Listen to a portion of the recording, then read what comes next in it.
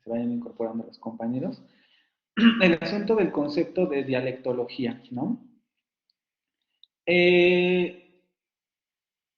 Como recuerdan en el video, Dante Alighieri se refería a este fenómeno que se da entre las distintas variantes del italiano al interior de Italia, valga la redundancia.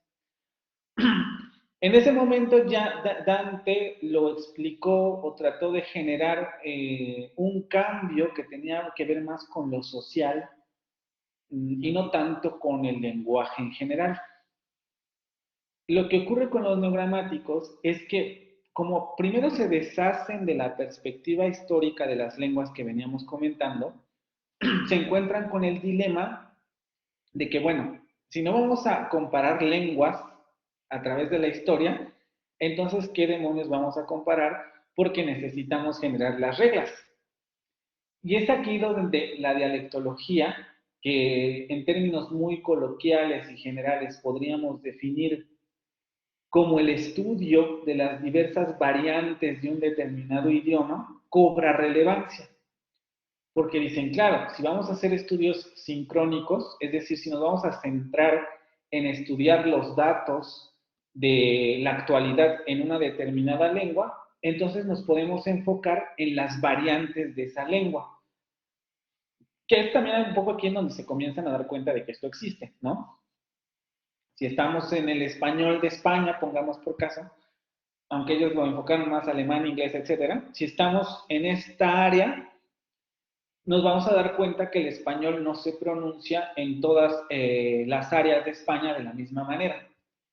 Y entonces necesitamos generar una metodología de estudio que nos permita dar cuenta de estas diferenciaciones entre las distintas variantes de una determinada lengua. Y es por eso que la dialectología cobra especial relevancia. Me pareció importante comentarles esto porque en el siguiente curso, ya dependiendo de quién sea su profesor, verán variantes del inglés y del francés. Y justamente se refiere a esto, ¿no? Al estudio, no necesariamente pormenorizado porque es una cosa muy compleja, pero al estudio de la variación lingüística que existe al interior de una determinada comunidad. Ahorita yo les puse el caso del español, pero podemos hablar de variación al interior de los hablantes del inglés. O podemos hablar de variación al interior de los hablantes del francés. ¿Sí? Pero aquí lo relevante es que justamente toman como base estos análisis para hacer un poco lo mismo que hacían los gramáticos históricos, comparar lengua, porque siguen comparando lengua, pero ya centrándose más bien en cómo explicar la variación fonética que existe al interior de determinadas variantes de una lengua. Llámese español, francés, italiano, inglés, alemán, portugués, lo que se les ocurra, ¿no? Entonces, por eso se convierte en el foco de atención de los neogramáticos. Aquí solamente para retomar un poco cómo se entendía el pensamiento lingüístico en esa época, Robinson, parafraseando a Ostov, que si no mal recuerdan, ese fue uno de los personajes que se mencionaron en el video, resume el pensamiento de los neogramáticos. Todos los cambios fonéticos, en tanto que procesos mecánicos, por eso resalté esas partes, vean cómo están concibiendo el cambio fonético, es mecánico. Estamos ante un tipo de realidad que podemos estudiar desde el punto de vista objetivo y físico de la realidad. El sonido es mecánico, entonces lo podemos estudiar como un proceso mecánico. Todos los cambios fonéticos, en tanto que procesos mecánicos, tienen lugar obedeciendo leyes que no admiten excepciones. Estamos en un contexto extremadamente positivista.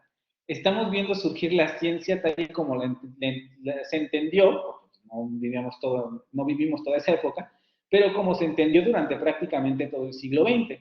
En la actualidad la ciencia está comenzando a cuestionarse muchas cosas con relación a lo que se creía antes.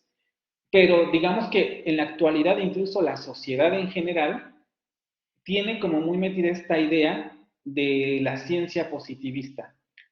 Si es una ley científica, entonces no puede ser contrariada. no tiene excepciones y por tanto debe cumplirse siempre tal y como se estipuló en la ley, porque es una ley científica, no es una ley ideológica, no es una ley de creencias, no es una ley divina, es una ley científica que está sustentada en hechos reales. Y sabemos que la mayoría o gran parte de la población sigue en esta dinámica científica, pero justo tiene lugar el origen de esa creencia en esta época. Y la lingüística, o los inicios de la lingüística en ese momento, no eran la excepción. Tienen lugar obedeciendo a leyes que no admiten excepciones, dentro del mismo dialecto y dentro de un determinado periodo de tiempo. Podemos estudiar los cambios fonéticos dentro de un mismo dialecto, es decir, dentro del habla, por ejemplo, del español mexicano, y dentro de un determinado periodo de tiempo, sobre todo actual, siglo XX, por ejemplo, para esas épocas. Y el mismo sonido siempre se desarrollará de la misma manera en el mismo entorno. Es decir, sin importar el idioma, vamos a poner un ejemplo muy burdo, si yo tengo un sonido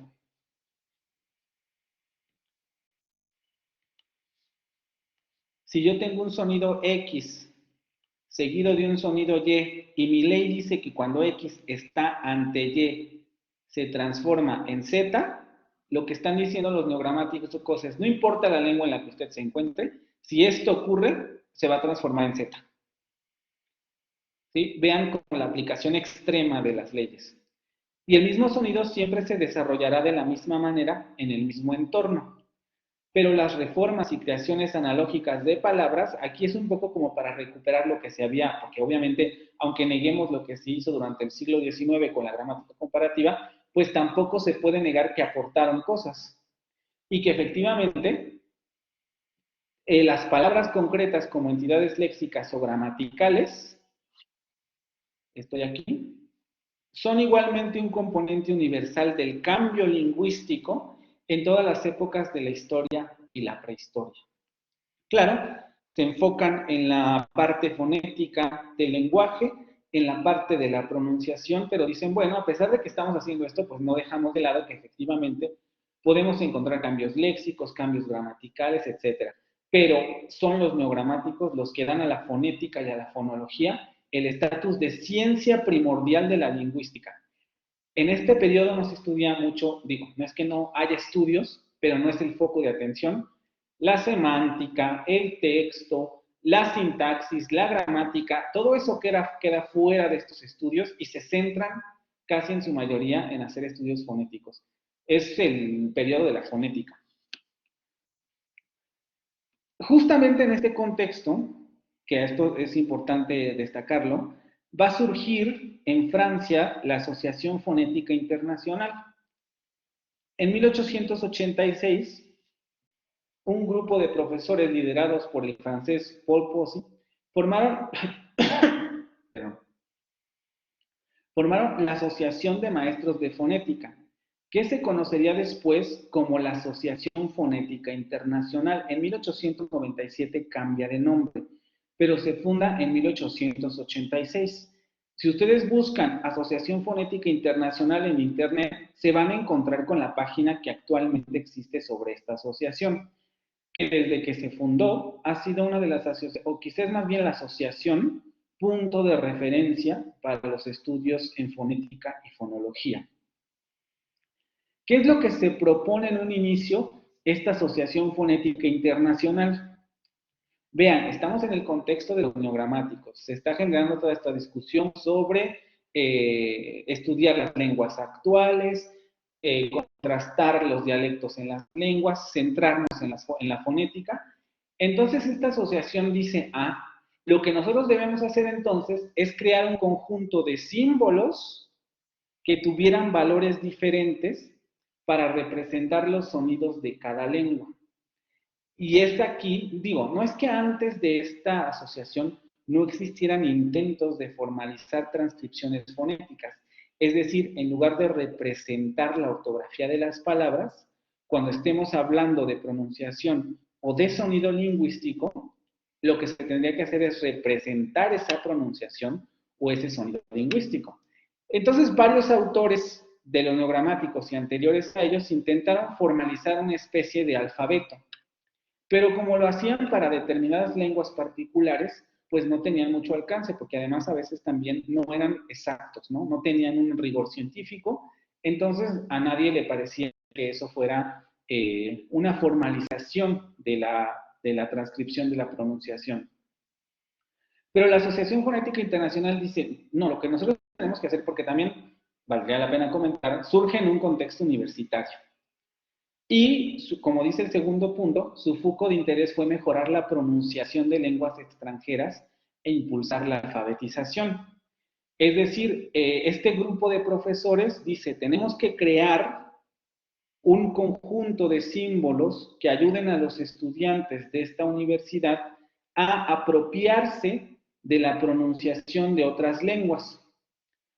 El primer intento fue un intento, digamos, dividido, en el sentido de que vamos a crear un sistema de fonemas o un sistema de símbolos para el francés, un sistema de símbolos para el inglés, un sistema de símbolos para el español. Entonces, primero se comienzan a desarrollar estos alfabetos, pero pronto se van a dar cuenta que pues no son útiles, porque muchos de los alfabetos, que eso también es una cosa importantísima que surge en este periodo de tiempo, hay fonemas que se comparten entre lenguas, o hay sonidos que son compartidos entre las lenguas. Entonces dicen, no nos basta con tener un alfabeto fonético para el árabe, uno para el chino, uno para el francés, porque los estudiantes se confunden. Necesitamos crear uno solo, homogeneizar todos los datos que tenemos para crear un solo alfabeto fonético que permita a los estudiantes acercarse a cualquier lengua y a la pronunciación de cualquier lengua. Y es así como va a surgir el alfabeto fonético internacional. Surge en 1888, aunque repito, en un principio, antes de este año eran varios y luego se reformó para generar una sola tabla y ve la luz en 1888. Estamos a punto de iniciar el siglo XX. Les voy a presentar, nada más para que lo conozcan, lo vamos a trabajar en sesiones posteriores, pero creo que es importante que conozcan el alfabeto fonético internacional. Permítanme.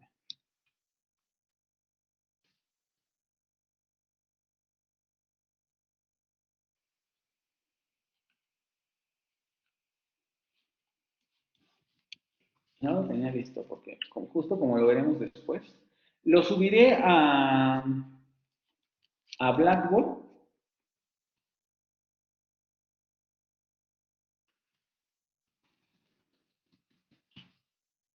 Y una vez también les presento la página de la Asociación Fonética Internacional. Es una asociación que todavía existe, vean, se creó hace un siglo y sigue funcionando.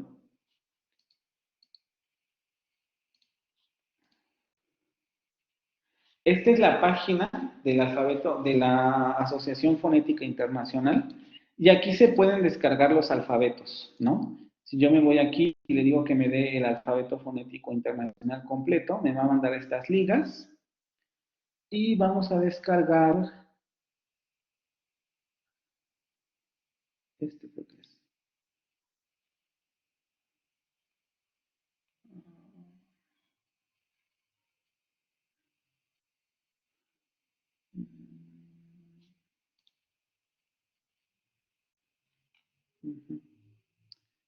El 2015, vamos a ver el 2015.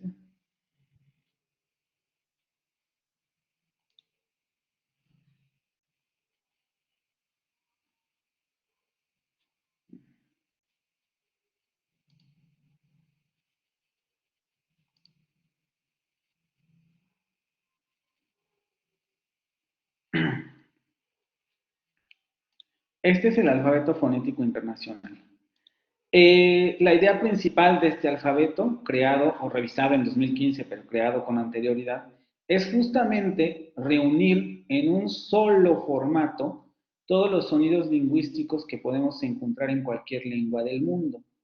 Y aunque evidentemente el alfabeto fonético internacional tiene sus limitaciones, en la actualidad es la mejor herramienta que se tiene para describir cualquier lengua en términos fonéticos y fonológicos, y además para realizar investigación en fonética y fonología. ¿Por qué? Porque es un lenguaje internacional, en el sentido de que si ustedes van a China, van a utilizar el alfabeto fonético internacional. Si ustedes van a Bolivia, van a encontrar que los lingüistas utilizan este alfabeto fonético internacional. También en español. En español hemos tenido ciertas dificultades, no actualmente porque sí se utiliza mucho, pero existe otro tipo de representación fonética que se llama MLA, si no mal recuerdo, y esa transcripción fonética es una transcripción fonética de origen hispano. Se suele utilizar mucho en los textos, de hecho el texto que van a leer está transcrito en ese alfabeto fonético, pero en general actualmente se pide mucho que, o se insiste en utilizar el alfabeto fonético internacional. Considerar que el libro que van a leer es del 2010 y es una nueva edición, ¿no? Entonces ya tiene varios años y por eso sigue utilizando ese formato, pero en la actualidad se pide mucho, o se hace hincapié en utilizar este cuadro o estos símbolos del alfabeto fonético internacional. Vamos a regresar a la presentación.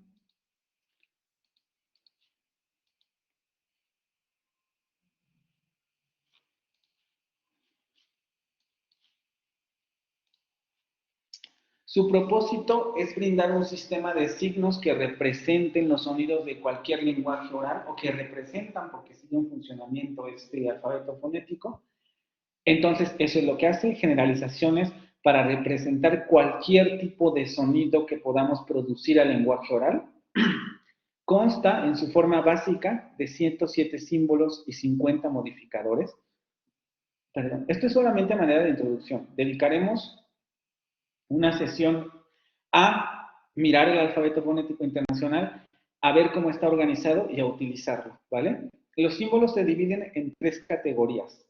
Letras, que indican sonidos consonánticos y vocálicos, diacríticos, que especifican esos sonidos. Entendamos ahora por diacríticos como signos que señalan modificaciones en los fonemas o en las letras iniciales.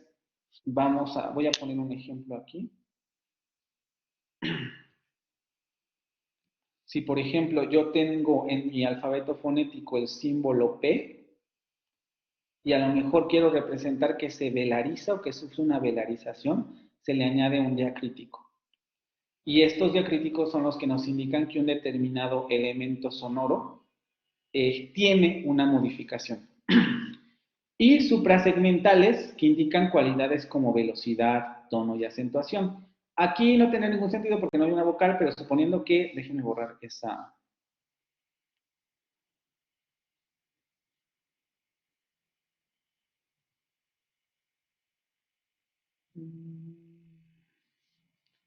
Voy a borrar estas líneas.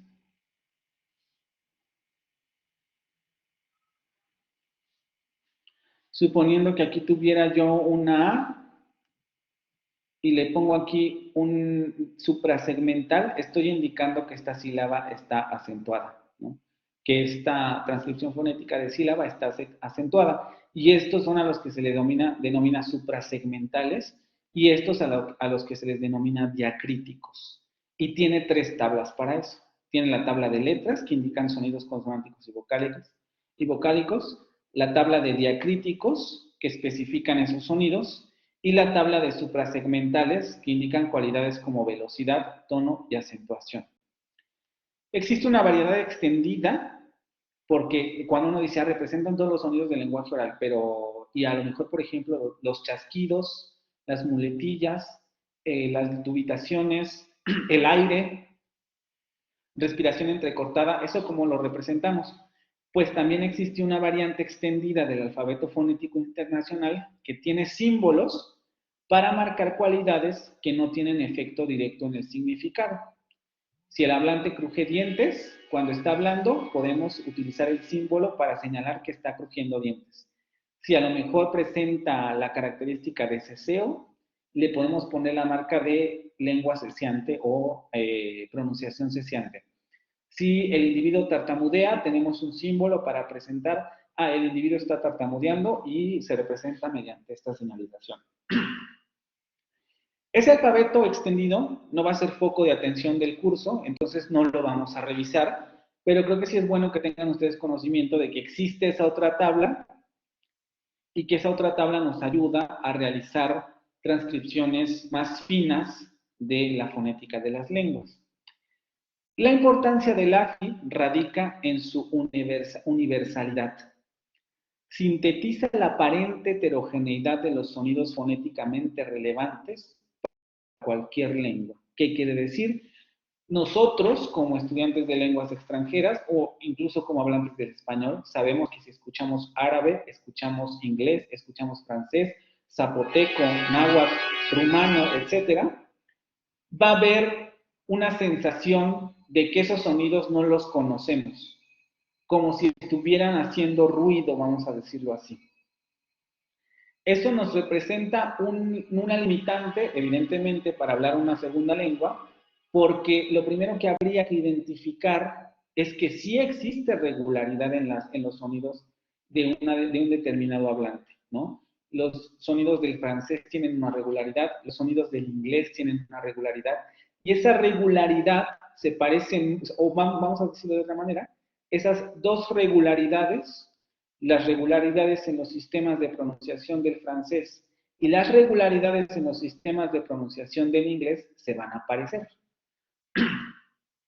Entonces, esa aparente heterogeneidad o esa aparente confusión que en un principio puede representar el escuchar una lengua extranjera, el AFI nos permite decir, no es tal.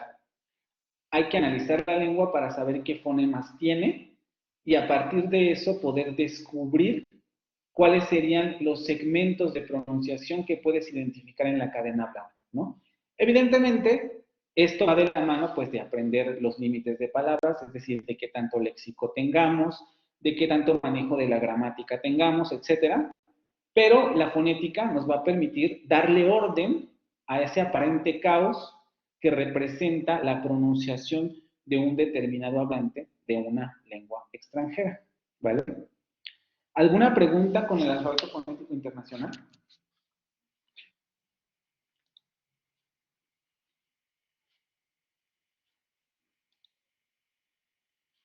¿Dudas? ¿Preguntas? ¿Todo claro? ¿Ya lo conocían? ¿Es nuevo para ustedes? ¿Se imaginaban que existía una herramienta de esta naturaleza? ¿Guadalupe?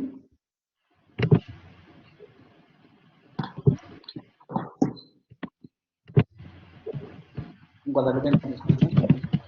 Bien, sí, profe, a mí me gustó mucho y siento que está como muy completo. Sí, a ver.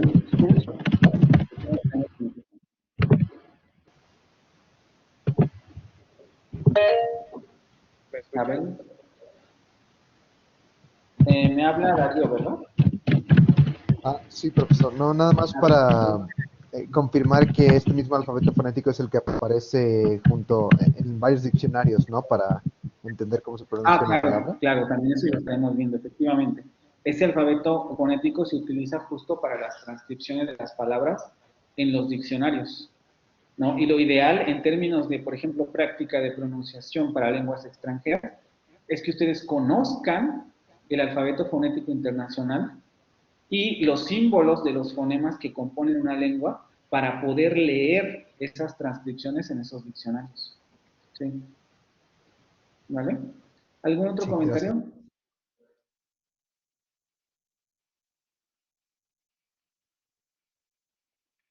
¿No? Pasamos a la siguiente diapositiva. Yo solo lo había visto. Vamos a ahondar más sobre él cuando trabajemos ya directamente con la tabla para identificar fonemas, para saber cómo se utiliza y ya la conoceremos un poquito mejor cuando lleguemos a esa parte del curso. Pero aquí me gusta destacar su presencia porque vean en qué contexto nace. Nace con esta pretensión científica de homogeneizar la lengua Y evidentemente, por lo menos el alfabeto fonético internacional es una prueba de que eso es posible, por lo menos a nivel fonético, ¿no?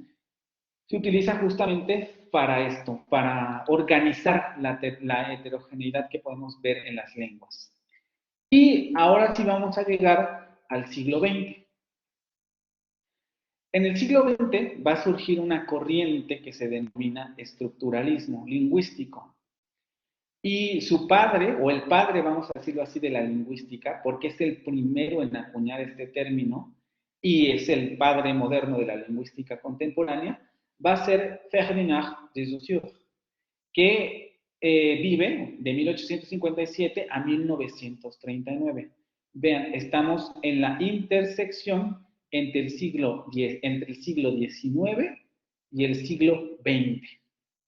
Y es el primero que va a hablar del estructuralismo en la lengua, o va a decir la lengua presenta una estructura, y por tanto va a ser el que va a inaugurar este enfoque estructuralista mediante 3 postulados. Y vamos a ir explicando cada uno. Hizo explícitas las 2 dimensiones del estudio del lenguaje insinuados por sus predecesores, diacronía y sincronía. Esto ya les hablé, ¿no? Estos 2 términos como tales, diacronía y sincronía, no se utilizaron en el siglo XIX para nombrar nada. Yo los escribí aquí para que quedara más o menos claro e introducirlos a los conceptos. Pero ni los neogramáticos ni los filólogos del siglo XIX utilizaron los términos diacronía y sincronía. Es hasta Ferdinand de Saussure donde comenzamos a ver esta distinción. Distingue entre los estudios históricos de una lengua y los estudios contemporáneos de una lengua, ¿sí? Y dice, claro, vamos a denominarle diacronía a todos esos estudios que hacen lingüística histórica, es decir, que se basan en determinar el parentesco entre lenguas, las evoluciones históricas de una determinada lengua, etc. A esto le vamos a llamar diacronía. Y le vamos a denominar sincronía a los estudios que se hacen de forma contemporánea a una lengua determinada. Si se va a analizar el español del siglo XXI, eso es sincronía, ¿no? Después también hace la distinción entre lo que él denomina la competencia del hablante y el sistema de la lengua. Esta parte, obviamente con sus grandes diferencias, porque Dante Alighieri, el que vimos en el video, se refería a otra situación, pero tiene mucho parecido con la distinción que hacía Dante Alighieri en el video entre el elocutio vulgari, acuérdense, el don que Dios nos dio para hablar, lo que decía Dante, y la elocutio, es que no me acuerdo si era elocuencia, pero lo vamos a dejar así, que hablaba del lenguaje como creación humana. Esta distinción va más o menos por esa misma situación. La competencia del hablante se va a definir como la habilidad que tiene un hablante para producir lenguaje. Háblese en términos de fonética, de gramática, de sintaxis, de semántica, se refiere a la habilidad que todo ser humano tiene para producir lengua. Eso es a lo que Saussure va a denominar competencia del hablante. Y va a definir el sistema de la lengua como el sistema lingüístico que una determinada comunidad comparte entre sí. Vamos a pensar en el español de México, centrándonos en ese nivel geográfico. Todos los mexicanos, entre comillas, porque son seres humanos, no entre comillas el que sean seres humanos, ¿no? Sino todos los mexicanos, entre comillas, nacemos con la capacidad de hablar. Y pongo entre comillas porque evidentemente puede haber casos en los que esto no ocurra, lo sabemos. Existen las personas sordomudas que generan otro tipo de lenguaje y no necesariamente tienen la capacidad de emitir sonido, aunque sí tienen la capacidad de generar un sistema de la lengua. El sistema de señas se convierte en un sistema lingüístico. Y aunque los hablantes sordomudos no necesariamente tienen la competencia para hablar, sí tienen la competencia para interpretar los símbolos y para darles una estructura lingüística. Quizás sea un claro ejemplo, ¿no? Pero si regresamos al español en general, Podemos decir, todos los habitantes de este país denominado México tienen la capacidad de generar lengua, de hablar una lengua, la que se les ocurra, ¿no? Pero no todos los hablantes van a compartir el mismo sistema lingüístico, porque algunos hablantes en México van a hablar español, y entonces todos ellos comparten el sistema de la lengua, pero va a haber otros casos en los que a lo mejor una determinada comunidad va a hablar zapoteco y no va a hablar español, y por tanto ellos estarían compartiendo un sistema de lengua diferente al de los hablantes del español. Pero seguimos estando de acuerdo en que ambas comunidades o los integrantes de ambas comunidades tienen la capacidad para generar lengua. Y esta distinción la va a hacer Saussure. Y vemos cómo hasta cierto punto se acerca a la distinción de Dante, porque la competencia del hablante podría analogarse a lo que se denomina el locutio vulgari, a la capacidad que Dios le dio al hombre para hablar, y el sistema de la lengua se puede comparar con la elocutio elocuentia, si no me equivoco, ¿sí? En donde vemos que ese sistema lingüístico es propio de una comunidad determinada que permite la comunicación al interior de esa comunidad. Los hablantes de zapoteco utilizan su sistema lingüístico para comunicarse entre sí, ¿vale? Luego, también demostró que todo elemento de la langue, que sería el sistema de la lengua, de la langue, ha de ser estudiado en su interrelación con los otros elementos del sistema. Ningún elemento es autosuficiente. Y esto va a ser un cambio radical con las posturas anteriores, porque una de las cosas que va a generar el estructuralismo es decir, bueno, tú estás generando reglas fonéticas, pero esas reglas fonéticas, pongamos por caso, ¿cómo se relacionan? O, por ejemplo, la primera regla fonética que estás postulando, ¿cómo se relaciona con la segunda regla fonética? ¿Y cómo se relaciona con la tercera regla fonética? O si me estás hablando de un cambio lingüístico, ese cambio lingüístico solamente se explica por el paso de una letra a otra, o existen otros elementos del sistema que nos ayuden a comprender ese cambio lingüístico. Y entonces lo que dice Saussure es justamente, no debemos estudiar los elementos aislados. No nos podemos centrar en el fonema D, porque eso no tiene ningún sentido. Tienes que ver ese sonido D en relación a lo mejor con el sonido A. Y eso lo tienes que explicar en español. ¿Cuál sería la relación que se establece entre esos dos sonidos del lenguaje? Entre la D y la A. Y Saussure justamente propone que esta es la base sobre la que debe asentarse la explicación lingüística. Y es justamente esto, permite decir, o por lo menos desde Saussure sabemos, todo lenguaje, hablando en términos español, francés, italiano, bla, bla, bla, es un sistema, porque ningún elemento al interior de ese sistema puede explicarse por sí mismo. Tenemos que referirnos a otros elementos del sistema para poder explicarlo.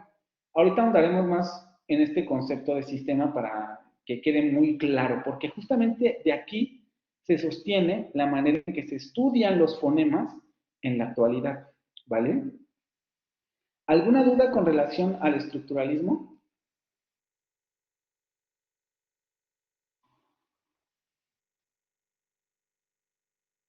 Con las tres nociones de Saussure.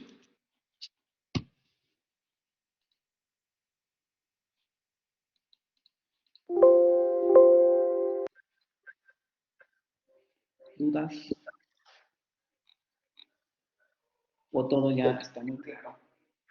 Si les pregunto en el examen qué es diacronía, sincronía, ¿lo van a saber? Si les pregunto qué es competencia del hablante y sistema de la lengua, ¿también todo está bien?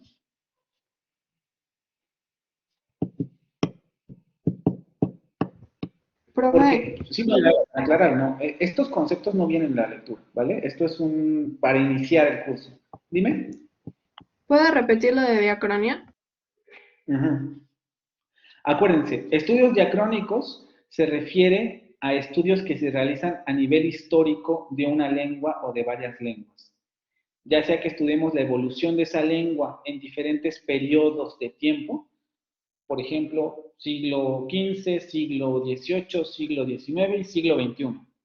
Si tomamos esos 4 conjuntos de datos y los analizamos, estamos haciendo una reconstrucción histórica de esa lengua, y eso es a lo que se le denomina diacronía. La sincronía se refiere a un estudio contemporáneo de la lengua. Si yo voy en estos momentos, bueno, no en estos momentos, pero en este año, voy a recorrer la Ciudad de México realizando grabaciones para estudiar la fonética en el español de México actual, o por lo menos de la Ciudad de México, estoy haciendo un estudio sincrónico, porque solamente estoy estudiando la lengua que se está hablando actualmente, de manera contemporánea a mi existencia, vamos a decirlo así. Y esos serían estudios sincrónicos. ¿Sí o no? Sí, profe, gracias. Mancilla. Sí, profe, ¿podría volver a repetir lo de diacronía? Es que mi vecina tiene una oveja y justo hizo su ruido de oveja, pero no le escuché por eso. Otra vez, cuando hacemos un estudio histórico de una lengua o de varias, ya sea porque comparamos dos lenguas diferentes, como en el caso de lo que hacían los gramáticos del 19, para reconstruir su origen, estamos haciendo diacronía porque estamos haciendo un estudio histórico de las lenguas.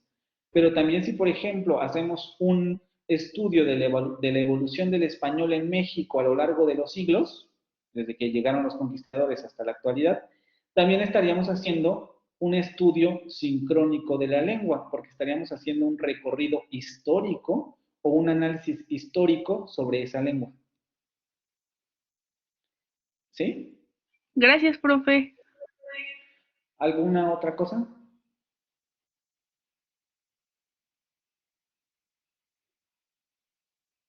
¿No? Bueno, vamos a pasar con la siguiente diapositiva. La siguiente diapositiva es una pregunta abierta para que se desentuman y me comenten. Ya les di más o menos la idea de cómo Ferdinand de Saussure definió el sistema. ¿Cómo definirían ustedes un sistema? ¿Qué ejemplos se les ocurren y cómo los explicarían?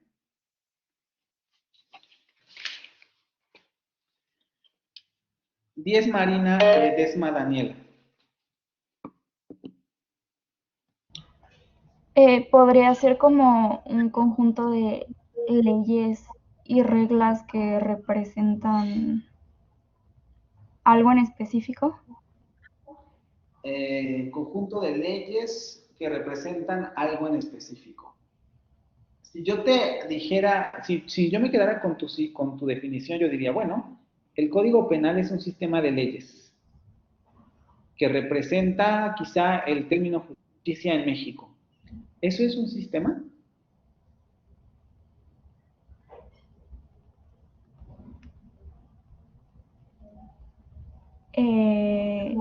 Podría decirse que sí. ¿Por qué?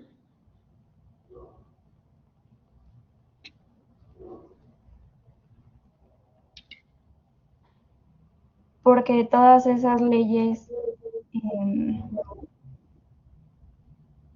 forman parte de uno solo, o sea, en conjunto forman una sola cosa.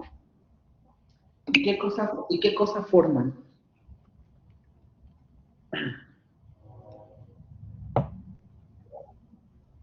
Te lo voy a plantear desde otro ángulo.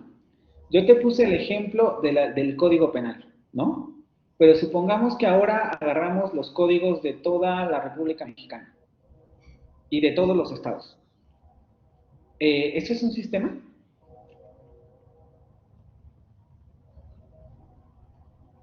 Y si sí, ¿por qué o cómo o cuál sería la representación de ese sistema?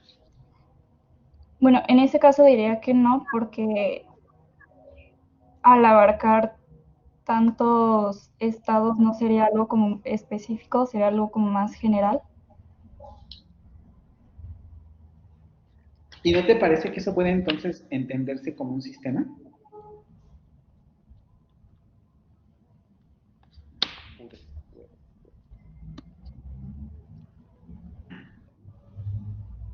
A ver, vamos a pasar con otro compañero a ver si nos puede ayudar con el ejemplo o a lo mejor dando otro. Ojo, lo pongo justamente porque me dices, es un conjunto de leyes que representa algo en específico. Y yo te digo, claro, tenemos el Código Penal que representaría a lo mejor un ideal de la justicia mexicana, pero ¿en qué sentido esas leyes se convierten en un sistema? ¿Sí? Y aquí la respuesta sería que no cuando los relacionamos con un concepto necesariamente de justicia, sino cuando lo relacionamos, no sé si esa es la respuesta, ok, con el sistema de justicia que se imparte en México. El Código Penal necesariamente tiene que entrar en relación con los otros códigos, tanto estatales como federales, etcétera, para generar un sistema de justicia mexicano, que aquí ya pondré las comillas, que sea funcional.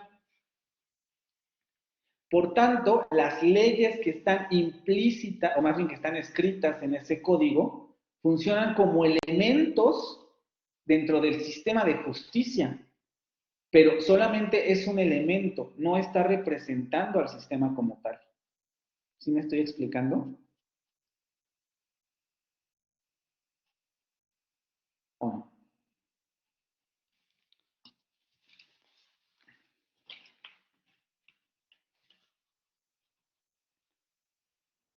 ¿Voy a volver a repetirlo, por favor? Cuando hablamos del Código Penal, no podemos suponer, claro, igual a lo mejor podemos decir, bueno, es que el Código Penal es un sistema por sí mismo. Eso lo podríamos discutir.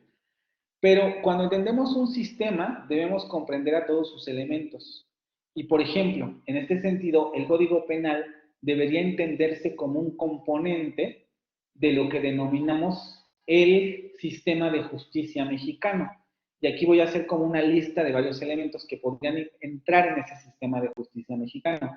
El Código Penal, el Código Civil, si no me recuerdo también así se llama, el Código de Comercio, etcétera, los jueces, los magistrados, la impartición de justicia federal, estatal, etcétera, todos entran en un entramado de relaciones que producen el sistema de justicia mexicano, sea este funcional o no.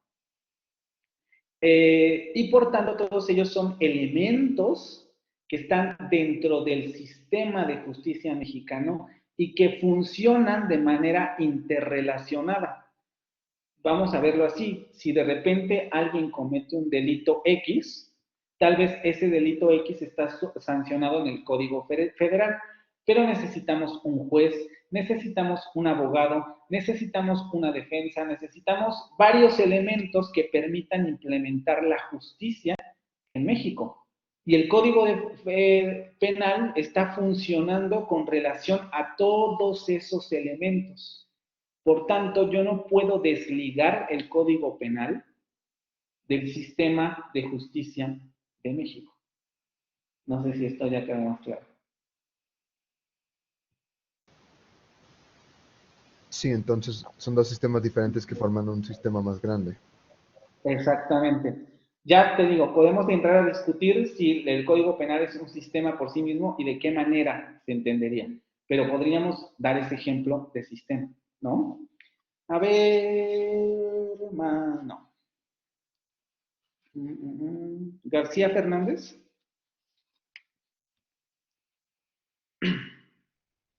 ¿Sí me escucha?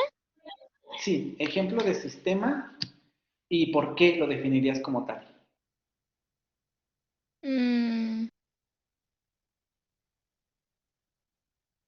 Tal vez como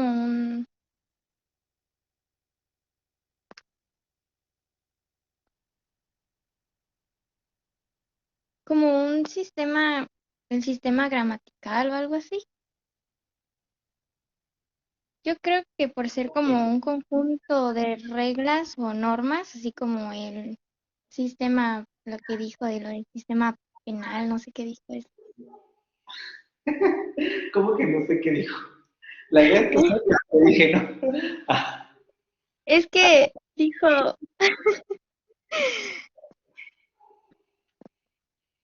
A sí, ver, eso. vamos a centrarnos en el ejemplo que me acabas de dar del sistema gramatical. ¿Cómo Ajá. definimos el sistema gramatical? ¿O por qué crees que la gramática es un sistema? Porque tiene como reglas en ella que hacen como que siguen a algo y es un conjunto de reglas para poder hacer una oración o algo. Vamos a deshacernos de una palabra. Si me la vuelven a repetir, tache. ¿El Reglas. conjunto? Ah, bueno. Reglas. Porque, vamos a ver, las reglas forman parte del sistema. Alexia, Sí, ¿por qué? ¿cómo otra vez? ¿Las reglas forman parte del sistema? Mm, no sé. ¿Alguien que le quiera ayudar a su compañera, Mariana García? Pues yo iba a decir que, o sea, desde mi punto de vista, sistema es un conjunto de elementos que siguen un proceso o un patrón, bueno, de manera ordenada, porque si uno de esos elementos llega a faltar, el sistema ya se rompe. Exactamente. Vuélveme a repetir la de... Es un conjunto de elementos que siguen un patrón, ¿sí, no? Ah, ok, es un Este, conjunto de elementos que sí. bueno, un patrón o un proceso. Ok, un patrón. A ver, De, detengámonos ahí para hacerte otra pregunta. Y así como me estás definiendo las reglas, ¿en dónde entrarían? ¿O cómo entendemos ahí las reglas? Porque, ojo, yo no estoy diciendo que las reglas no estén en relación con un sistema. Estoy preguntando si las reglas pertenecen al sistema. García. pues sí pertenecen al sistema en el caso de que como sigue un proceso ordenado, tiene que haber digamos, este seguimiento de pasos que se podrían ver de alguna manera como reglas a seguir. Ok, a ver, vamos con... ¿Alguien más me había levantado la manita? A ver, Mancilla, vamos a darle otra vez. Pues yo creo A ver, que el sistema es un conjunto de reglas o patrones para que algo que como que esté en orden y no tenga como sí. que Acuérdate lo que alguien... dijimos, no la palabra reglas. Defínemelo sin la palabra reglas.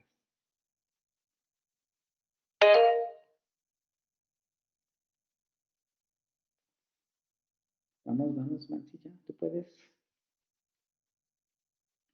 Puede ser como composiciones o... Ok, composiciones, ¿qué más? Dame un ejemplo de composición y dime por qué sería un sistema. A ver, déjame pienso uno. A ver, Diego.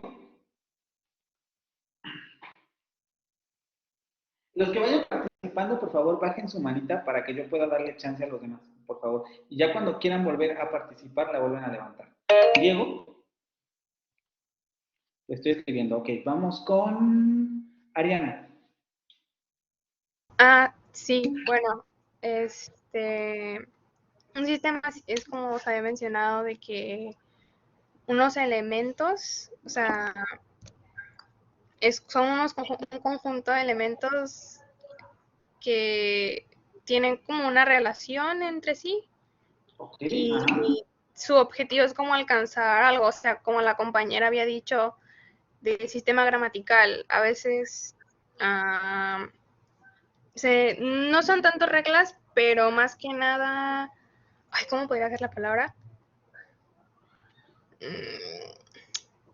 Es que no sé cómo explicar la palabra. No son reglas, pero son como, no sugerencias, pero que es como cuando nos enseñan sobre los acentos. Un ejemplo que nos dicen de que estas palabras, si terminan con AS, lleva acento. Pero hay excepción en otras palabras dependiendo a cómo estén hechas. Tú no me dijiste la palabra reglas, pero ocupaste una regla para describir el sistema gramatical. ¿Por qué? ¿Cómo? ¿Qué relación tiene? Tú no me dijiste la palabra regla, Uh-huh. pero utilizaste una regla para describir una parte del sistema, ni siquiera gramatical, ortográfico, ¿no? Ajá. Sí, ¿Lo se lo digo ocupaste ortográfico. ¿Lo ocupaste por qué razón? Y además, ¿cuál sería la relación entre esa regla y el sistema ortográfico?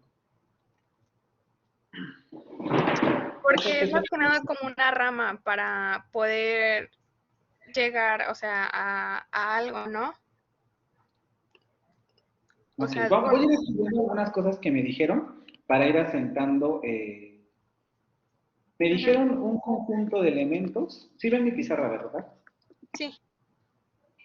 Un conjunto de elementos que siguen, si no mal recuerdo, esta fue la definición que me dieron, que siguen patrones, perdón, que siguen patrones de comportamiento.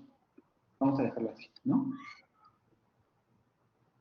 Y además me han estado diciendo que este sistema de patrones de comportamiento deberíamos entenderlo con relación a las reglas. Y mi pregunta sería, ¿por qué con relación a las reglas y dónde entraría este elemento? Incluso vamos a realizar esto lo vamos a realizar igual en la presentación, pero igual para que vayamos determinando esto. Si yo tengo, dicen todos son elementos, entonces supongamos que yo tengo un montón de elementos, supongamos que estos elementos bla bla bla tienen características particulares y todos estos están en relación. Y me dicen, vamos a definir el sistema como las reglas que definen o que están relacionadas con ese conjunto de elementos para definir los patrones de comportamiento. Y mi pregunta es, ¿entonces las reglas forman parte del sistema? Diego.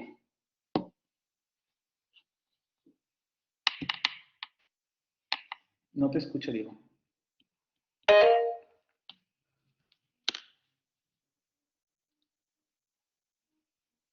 Ok, lo escribiste, ¿no? El sistema tiene procesos o pasos a seguir para llegar a un fin.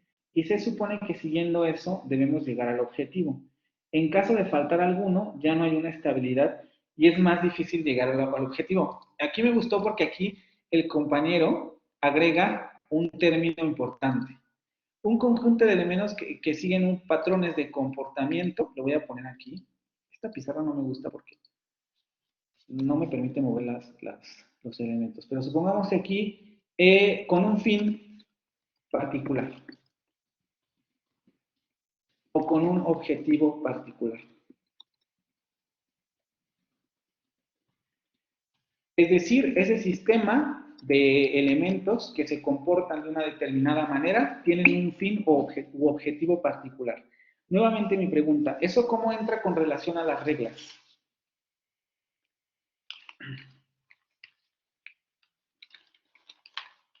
Profe,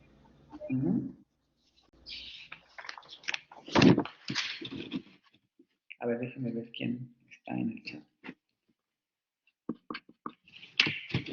Yasmín. ¿Sí me escucha? Sí.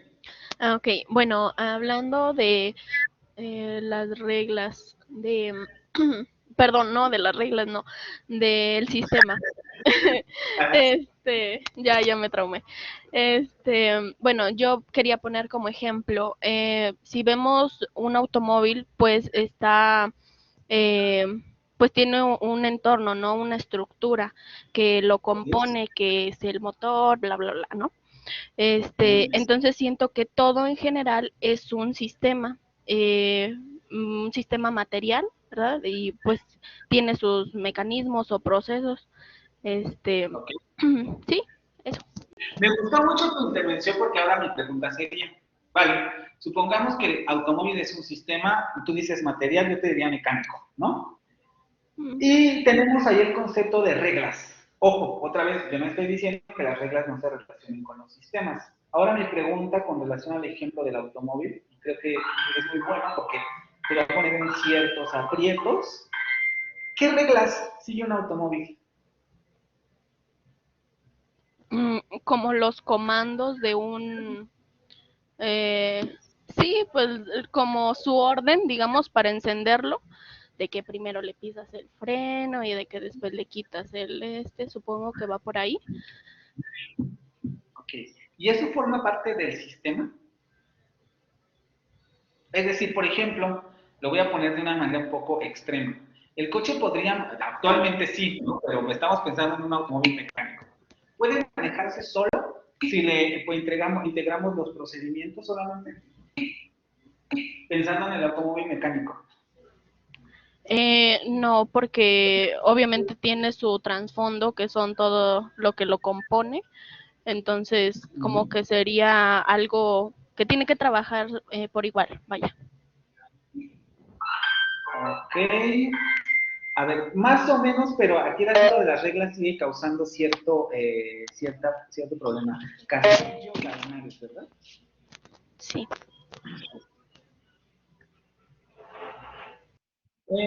Karina Caballero.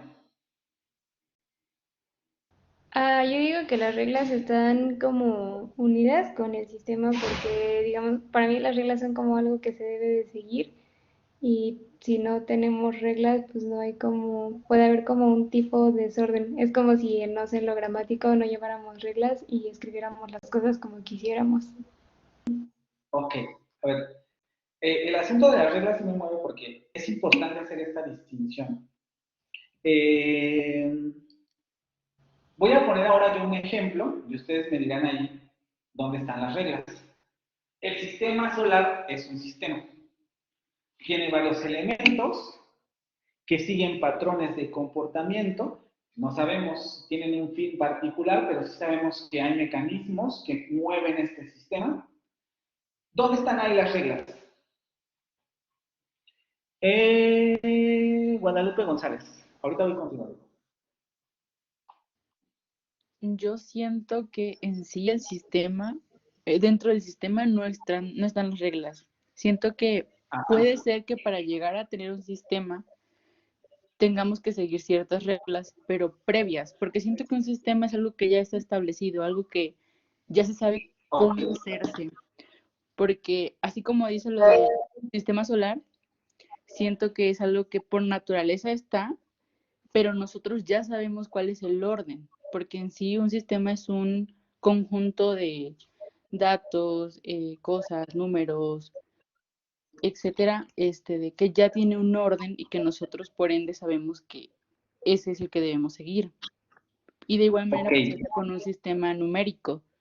No necesariamente tiene reglas o normas, pero ya sabemos que debe de llevar un sentido.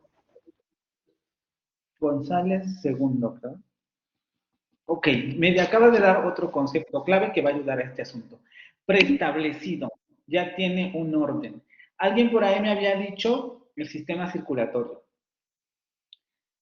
Podemos ocupar también el sistema del sistema solar. Ya existe, pero déjenme ver aquí lo que dicen. Pero los creados necesitan bases para poder ser ejercidos. Pensemos en el coche, ¿no? También aquí podría ser una buena distinción. Tenemos un sistema creado por el hombre, el coche, y evidentemente cuando se produce su proceso de construcción, valga la redundancia, necesitan los constructores de coches seguir ciertas reglas o patrones para generar un coche funcional. No pueden hacerlo de otra manera porque lo harían mal. Y aquí me interesa mucho también el ejemplo porque yo preguntaría, ¿y esas reglas de construcción del coche son parte del automóvil o son parte de otro proceso?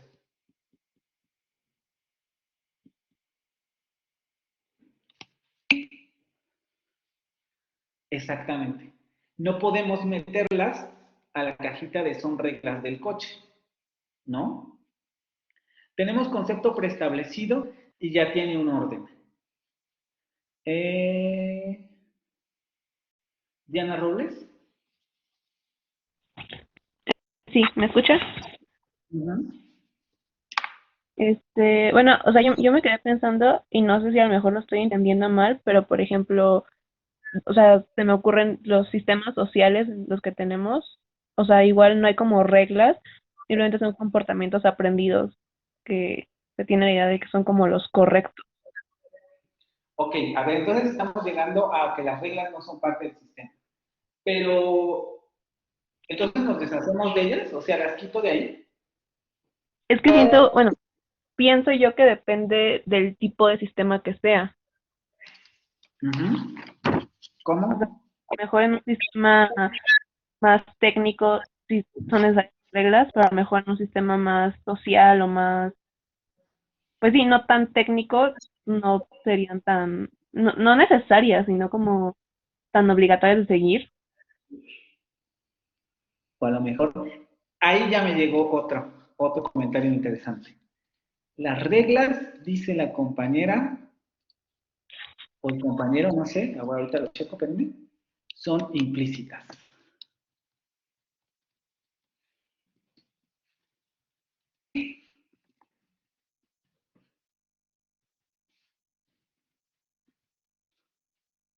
¿Quién me mandó el comentario? Cabello Ávila. ¿Qué quiere decir que las reglas sean implícitas?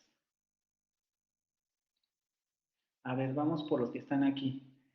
Es que ya creo que todos participaron aquí. Déjenme buscar a alguien que no lo haya hecho. Mosqueda Mejía.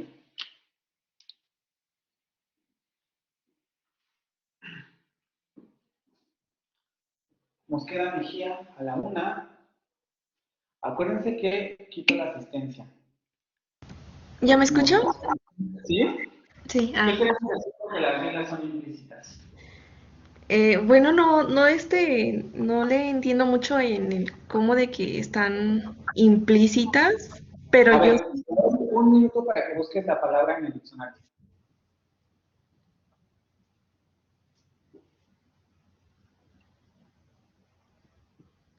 Me lees la definición y entonces ya me puedes hacer una no, pregunta. sí, o sea, sí sé lo que es estar implícito. A lo que me refiero es que como tal en un sistema no le entiendo cómo sería que estén implícitos. Pero yo creo que, bueno, ya en cuestión de los sistemas es de que van incluidas las reglas de una forma un poco como no tan explícitas. Es que no sé cómo explicarlo. A ver, te lo voy a plantear de esta manera. Tenemos el sistema solar, sabemos Ajá. que en el sistema solar funciona la fuerza de gravedad. Ajá. ¿Qué nos referimos con que, o cómo podríamos argumentar que la fuerza de gravedad está implícita en el sistema? Ya, bueno, en este ejemplo sería como, bueno, nosotros como personas no podemos ahí, o sea, ya está, ¿cómo se puede decir? Definido de una forma natural donde nosotros no podemos, pues, modificar, pero, o sea, es algo ya establecido de que, un ejemplo, si por alguna causa no se llega a realizar de esa forma como ya está definido, entonces fallaría. Ok. Aquí voy a rescatar el concepto de natural, ¿no? Dices, es un patrón natural. No en todos los casos, pensemos a lo mejor en el del coche, tiene patrones, pero no necesariamente son naturales, ¿no? Son creados por el ser humano, vale. Era Mosquera, ¿verdad? Sí. Méndez García, Rodrigo. Sí, profe. ¿Qué seguimos haciendo con las reglas implícitas? ¿Qué es eso? Ya tienes ahí la ayuda. Los patrones o el sistema tiene un comportamiento natural, entre comillas. Ahí donde están las reglas. A ver, permítame.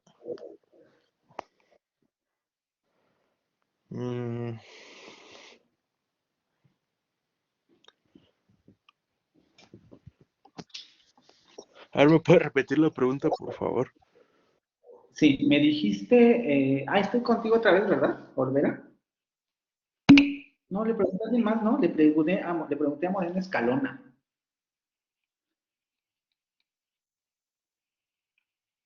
Moreno Escalona. Rodrigo. ¿Está, Rodrigo? Moreno Escalona, a la 1. A las 2.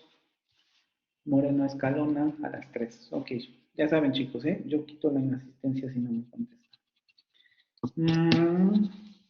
Perdón, quito la asistencia. Vamos a la parte de atrás.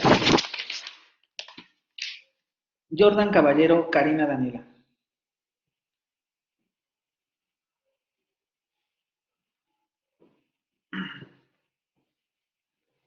Jordan Caballero, a la una. ¿Ven cómo sí funciona esto, chicos? No puede ser. Lo necesito aquí. Ah, ok. No puedo prender mi micrófono. Ok. No te preocupes. Vamos a... Porque también ya me interesa terminar para comenzar a hacer el ejercicio que está ahí en las diapositivas.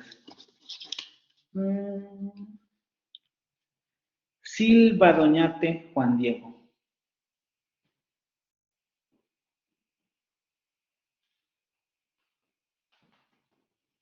Silva Doñate.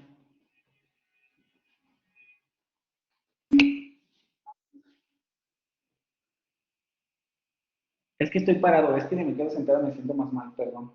Me estoy cambiando en el micrófono. Silva Doñate. ¿No? Ok.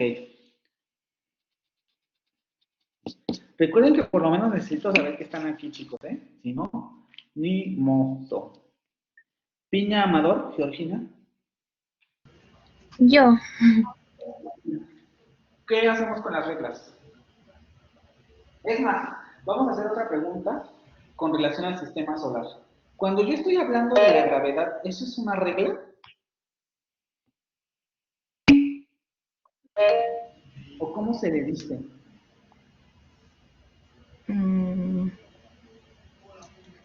¿Del sistema solar? Ajá, cuando estoy hablando de la gravedad, Ajá. ¿eso es una regla del sistema solar?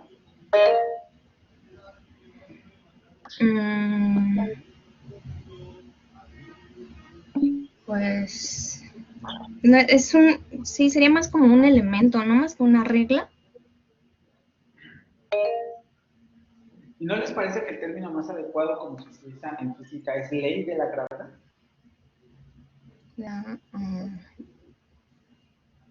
La ley de la gravedad. Y ahora la siguiente pregunta para ir aterrizando en la relación. ¿Cómo se llegó a la ley de la gravedad?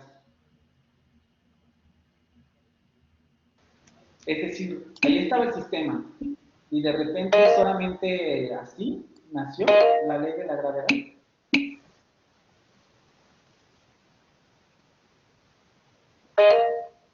Por medio del estudio de un hombre, a través de los estudios de la ciencia, vale. ¿Y eso quiere decir qué cosa? Que las reglas que las impuso, dice Diana Robles, alguien más las impuso, es una imposición. No, es más bien una conceptualización, ¿no? Exactamente. Y por tanto, las reglas o las leyes que son con relación al sistema. Pues conceptos que nos ayudan a poner en términos entendibles los sistemas que ya están en lugar, ¿no? Los sistemas que ya se llevan a cabo alrededor de nosotros. Exactamente. Son proposiciones, ¿cómo decirlo? Descripciones humanas de cómo está funcionando el sistema. Es decir, a la ley de la gravedad le pudieron haber puesto ley del sapo, ¿no? Y seguiría siendo la misma fuerza que está funcionando en el sistema solar. Y la conceptualización que tengamos sobre este sistema es algo que nosotros descubrimos del sistema a través de los estudios científicos. Por eso es que surge la ciencia. Van a decir, ¿y todo este rollo para qué? Ok, vamos para allá. Son una manera de explicar y describir algo que anteriormente era conocido. Exactamente. Solamente son, vamos a utilizar este término, aunque no me gusta, imposiciones, pero discursivas, que producimos los seres humanos para dar cuenta de cómo está funcionando el sistema. Les repito otra vez, a la ley de la gravedad le pudieron haber puesto ley del sapo, A la elíptica que recorre un determinado planeta le pudieron haber puesto cuadrado. Seguiríamos refiriéndonos al mismo elemento del sistema. ¿Sí? ¿Ya quedó claro ahora sí? ¿O todavía quedan dudas?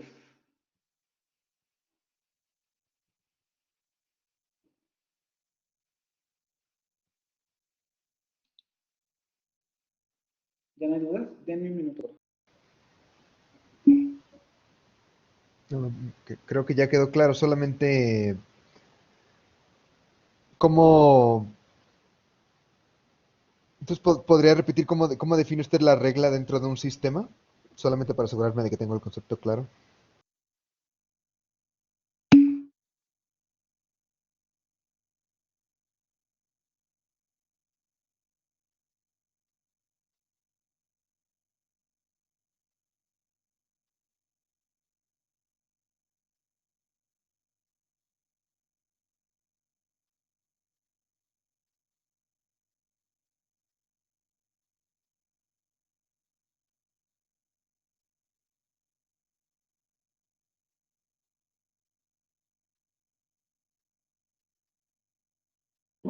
Perdón, sí escuché tu pregunta. La regla en un sistema yo la definiría como una proposición que nosotros elaboramos para dar cuenta de un tipo de patrón o comportamiento que un determinado sistema tiene. Ok, gracias. Entonces los sistemas son reglas que fueron conceptualizados para tener mejor entendimiento de cómo funciona. Bueno, el sistema existe ahí, acuérdense otra vez, el sistema no son las reglas. El sistema está ahí. Las reglas o las leyes o los procedimientos son proposiciones de conocimiento que utilizamos para describir ese sistema y en muchos sentidos para controlarlo. Es decir, por ejemplo, pensemos en el sistema solar. Todo lo que sabemos sobre el sistema solar nos ha ayudado a generar viajes espaciales porque conocemos cómo funciona el sistema.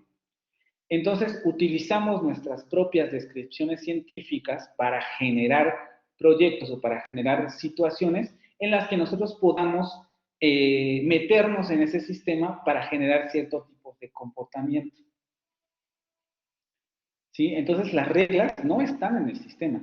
Es decir, existen patrones, como bien decían, patrones de comportamiento y las reglas las elaboramos nosotros para dar cuenta de esos patrones de comportamiento.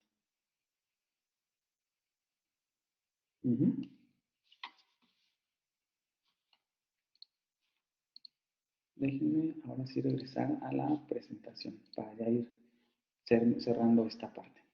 Ahora, toda esta discusión fue un poco más compleja de lo que vamos a ver a continuación, ¿no? Lo siguiente está un poco más sencillo, aunque igual podría causar complicaciones. Sí ven mi presentación, ¿verdad? Dice, un sistema es un conjunto de elementos interrelacionados que no pueden entenderse de forma aislada. Es decir, cada elemento se define y funciona según su posición en este sistema.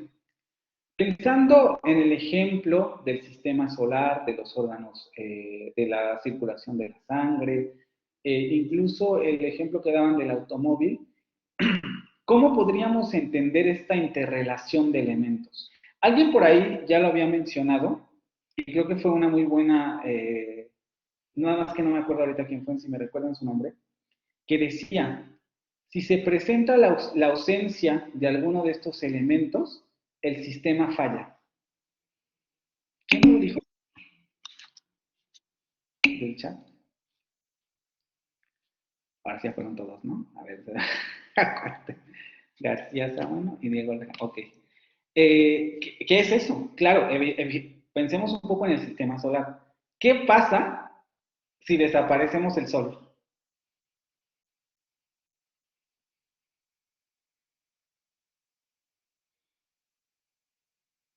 ¿Qué pasa?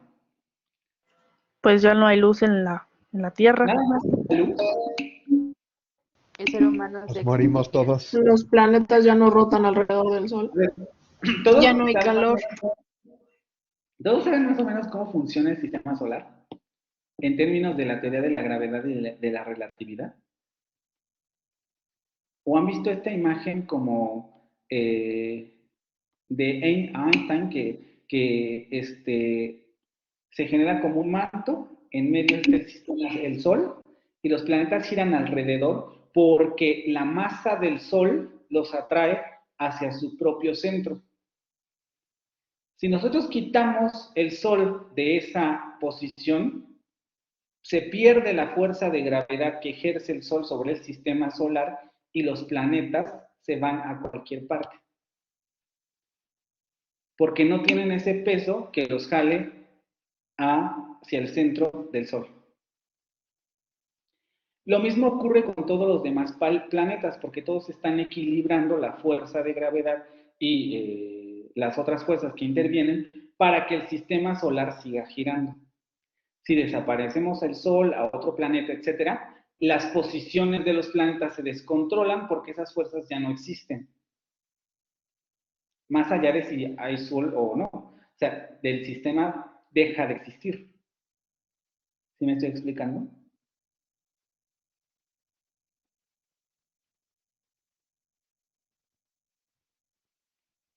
¿Sí o no? Sí, profe. Bueno, ahora solamente vamos a hacer un pequeño ejercicio para afirmar esto. Yo les afirmo en estos momentos que tanto la línea A como la línea B responden a son sistemas. ¿Cómo definirías el sistema A y el sistema B? ¿Cuál es un sistema y cuál no? ¿Son sistemas? ¿O podemos encontrar regularidades sistemáticas?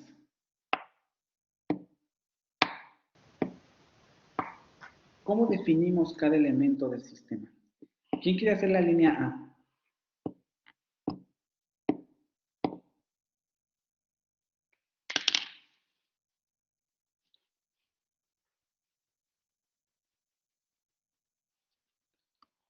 Este ejercicio es un poco para trabajar este asunto de se definen entre sí los elementos, ¿vale?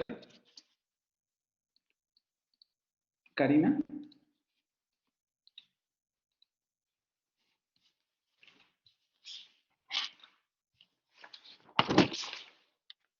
Caballero, Camila. ¿No? Espinosa Hernández. No, perdón, no. Cortés Centeno Jaciel. Cortés Centeno Jaciel. Sí, aquí estoy, profe. ¿Cómo Hola. hacemos este ejercicio? Sí. El primero, ¿verdad? El A. Ajá. A ver, espérame, es que estoy ¿Cómo pensando. definimos esos elementos? ¿Están interrelacionados entre sí? ¿No lo están? ¿Podemos decir que es un sistema?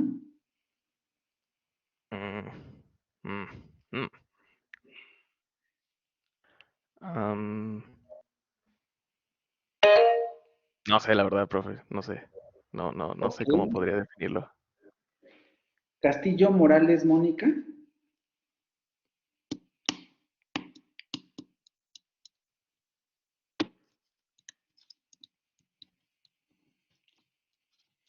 Castillo Morales Mónica. ¿Alguna? A las dos. Castillo Morales Mónica. Ya a las tres.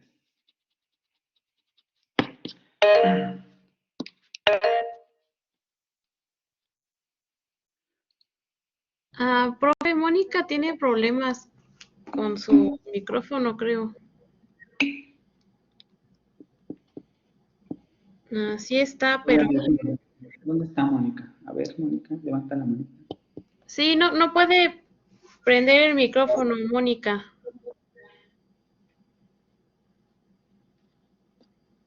Pues no, a ver. Ah, ya la veo. Ok.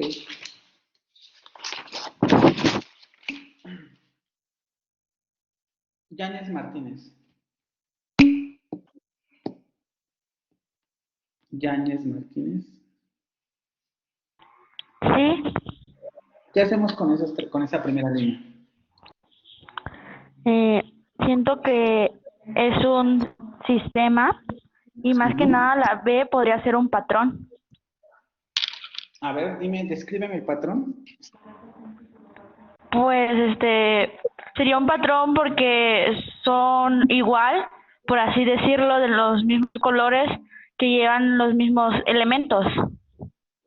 Ok, me dices, aquí tenemos un patrón de color, ¿no? Sí. Luego, ¿qué más? Y obviamente concordaremos en que todos se distinguen porque son azules, ¿no? Luego, ¿eso da cuenta de los elementos? O sea, yo puedo decir, este sistema está compuesto por elementos azules. ¿Eso me dice algo?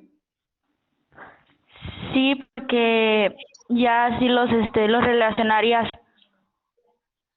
¿Pero es una relación que nos permita hacer algo con estos tres elementos? Es decir, que yo nada más diga, son azules. ¿Ya eso me da cuenta de todo lo que puedo hacer con ellos? Sí, porque así puedes saber en qué lugar ponerlos, como si quieres separar por colores o por figuras. Quedémonos ahí. Si yo quiero separar por colores la línea B, ¿puedo hacerlo? No, la línea A sí. La línea B se puede separar las figuras. Y en la línea A, no, en la línea A se puede separar los colores, en la línea B se pueden separar las figuras. Ok. Entonces aquí diríamos que tenemos otros rasgos que se llama figura. Sí. Ay, perdón. Y tendríamos un elemento que sería cuadrado, ¿no? Sí. Y el otro, triángulo. Ay, estoy... Triángulo. ¿Y arriba?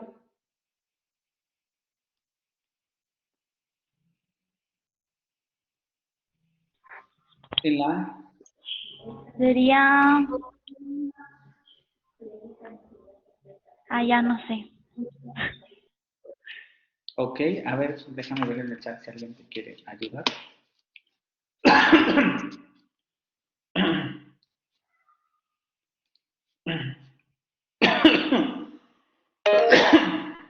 Briseida Mata.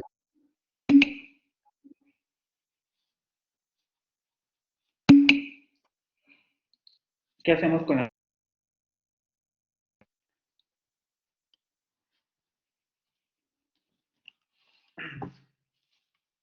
No te escucho, Briseida.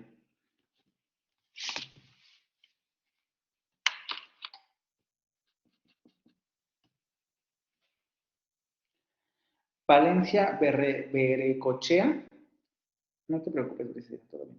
Valeria Berecochea. Berecochea. ¿Cómo hacemos con la primera?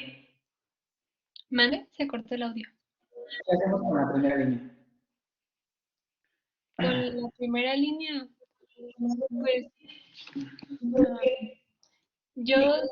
pues los dos podrían ser sistemas, ¿no? La primera línea porque todos son cuadrados y se relacionan porque tienen la misma figura. Ok, aquí ya me pareció una palabra interesante. Tenemos figura y dices, todos se relacionan con la misma figura. ¿No? Todos son cuadrados. Y luego, ¿cuál sería la otra palabra clave para describir esto?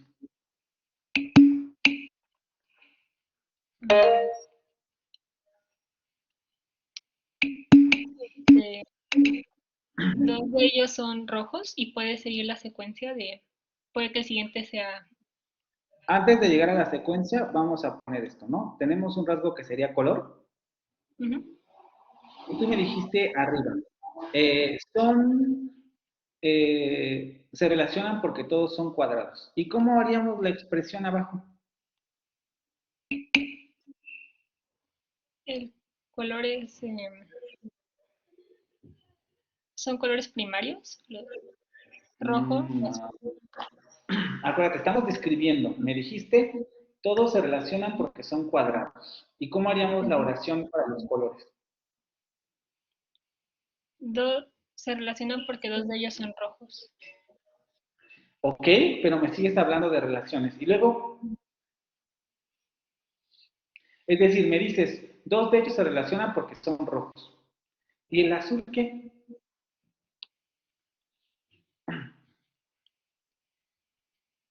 Uy, ya no sé. ¿También podría ser? Porque Ajá. O sea, estamos de acuerdo en que son elementos del mismo sistema. Y ojo, porque aquí ya vamos entrando a conceptos básicos de la fonética, por eso me interesa mucho este ejercicio. Dice, ¿cómo te apellidas? Perdón, es que se me va. Valencia, ¿no? Valencia. Dice Valeria, tenemos en la primera línea que todos los elementos se relacionan porque comparten la forma de ser cuadrados. Y ahí me está dando un rasgo que permite hermanar, vamos a decirlo así, o que permite igualar los tres elementos dentro de la secuencia. Y luego me dice, también hay dos formas que se relacionan por los colores. Me está dando otra vez un color, el rojo en este caso, que sería un elemento de relación entre dos elementos de esta línea. ¿Cómo hacemos con el azul? Lo que importa destacar ahorita es que lo que ha distinguido Valeria solamente son rasgos que comparten las tres figuras. ¿Qué hace falta para dar una descripción detallada de todos los elementos?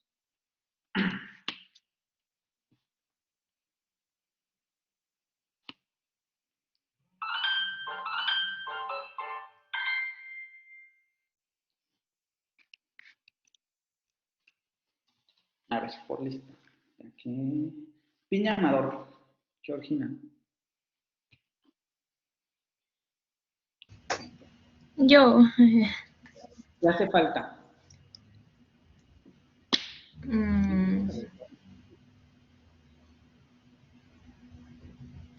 Dice Valeria, todos los elementos se relacionan porque son cuadrados.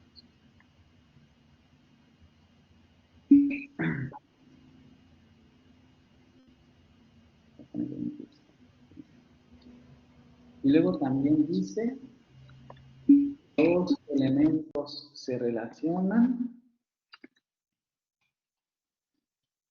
porque son rojos. A ver, Georgina, ¿el otro cuál sería?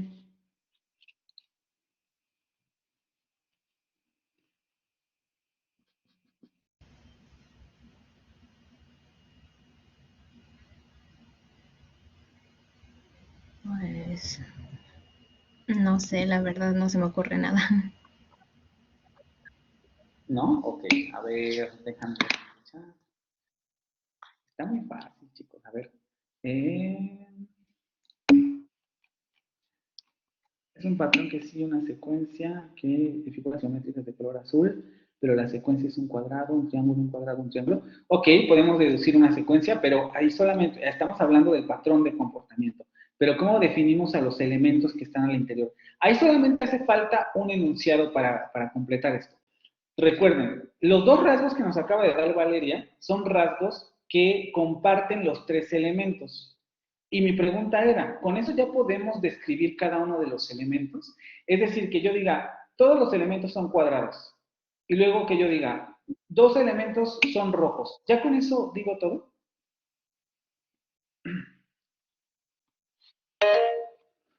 A ver, Gabriela.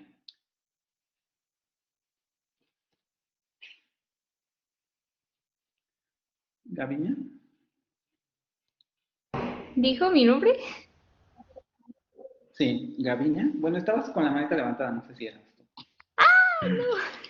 Es Karina. ¿Es Karina? Ajá.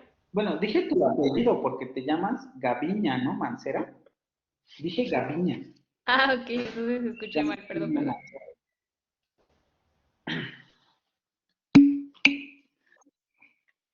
Gaviña Mancera. Ok, miren, ya no les vamos a dar tanto vuelta a este asunto para ir concluyendo esta parte. Mariana García Samano ya nos dio, no, perdón, Alison Cabello Águila ya dio la pista ahí. Uno de estos elementos es azul y contrasta con los otros dos. En términos de descripción de los elementos, podríamos decir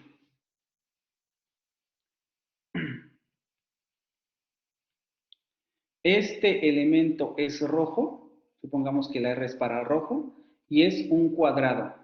Este elemento es azul y es un cuadrado. Este elemento es rojo y este es cuadrado. Con base en esto podemos deducir varias cosas. Por ejemplo, podríamos deducir que el elemento 1 es igual al elemento 2. Y como bien decían, que por tanto podríamos tener un patrón en el que tuviéramos un elemento rojo, un elemento azul, un elemento rojo y un elemento azul.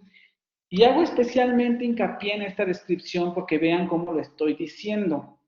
Hay un elemento rojo, hay un elemento azul, hay un elemento rojo. No estoy diciendo hay un elemento cuadrado, hay otro elemento cuadrado y hay otro elemento cuadrado.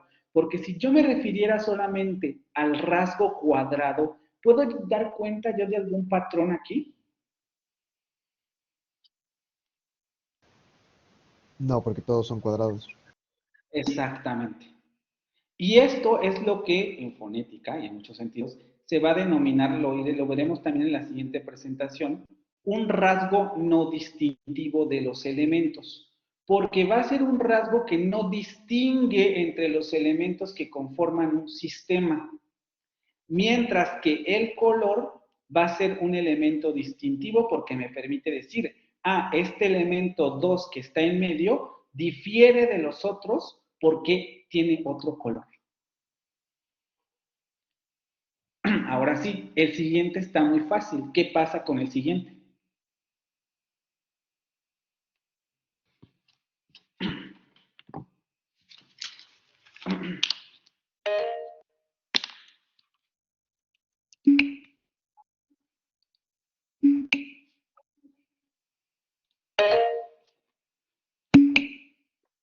Vamos con alguien que levantó la mano. Espérame tantito. Darío. Lo que cambia en este caso no son las figuras, el cuadro, triángulo, cuadro, entonces implica que si siguiera el patrón, pues sería otro triángulo. Entonces, ¿cómo describimos? Hazme la descripción completa, así como está ahí. ¿Cómo haríamos los enunciados?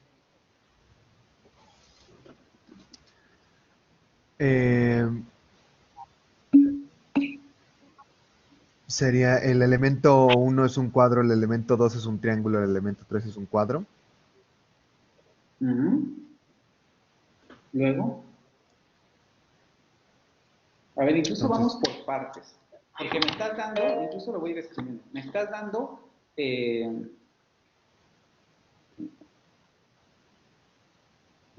esto, ¿no? Me dices, esto es un cuadrado, esto es un triángulo y esto es un cuadrado. Hazme estos enunciados. el primer elemento es un Esto se les cuadrado. construyas estos enunciados. Estos. Ok, todos los elementos se relacionan porque tienen el color azul. Dos elementos se relacionan porque son cuadrados y uno de estos elementos es un triángulo y contrasta con los otros dos. Ok, ahora regresamos. Hazme los enunciados correspondientes. Dime cuáles son rasgos distintivos y cuál sería el rasgo diferente y cuáles son las conclusiones que se derivan de este análisis.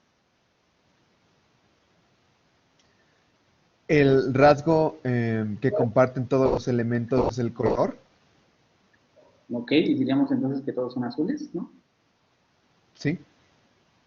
Después. El rango que los distingue es que es la figura, es que dos elementos comparten la misma figura, que es un cuadrado, y el otro elemento difiere porque su figura es un triángulo. ¿A qué conclusión podemos llegar entonces?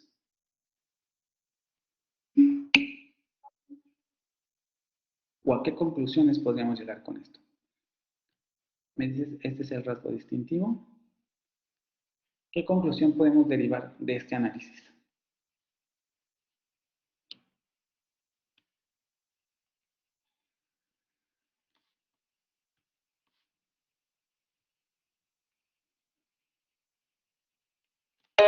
Darío. ¿Hola? Perdón, no, se me quitó el micrófono, perdón. Que... Gamista, ¿verdad? ¿Perdón? Gamista, ¿verdad? Sí. Que si siguiera, lo que había dicho, es que si siguiera, si este sistema siguiera en un patrón, entonces la lógica indicaría que el siguiente elemento sería un triángulo, o compartiría figura con el segundo elemento, o el elemento del medio. Y ahora, si lo pensamos así, ¿de cuántos elementos diferentes consta el sistema? Los Siguiendo que tu se lógica. muestran solamente son tres, pero no... Pero acorde a tus definiciones, ¿cuáles serían cuántos elementos componen ese sistema?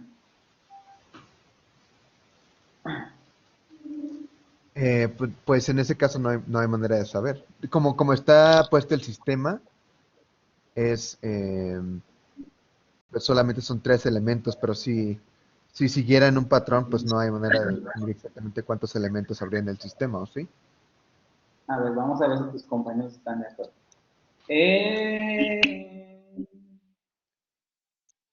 Ahí está, ya comentó Yaren Casmin. Tenemos dos elementos, porque por la descripción podemos deducir, otra vez repito esto, como en el de arriba, que estos dos elementos son iguales. Y si tenemos dos elementos iguales, podemos deducir que el siguiente triángulo azul, aquí no le hagan caso al color de la pluma, va a ser igual a este otro.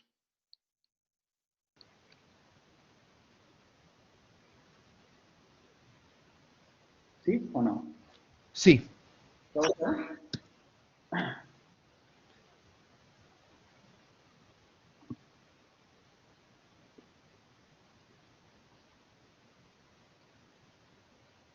Mariana, creo que alguien tiene su micrófono.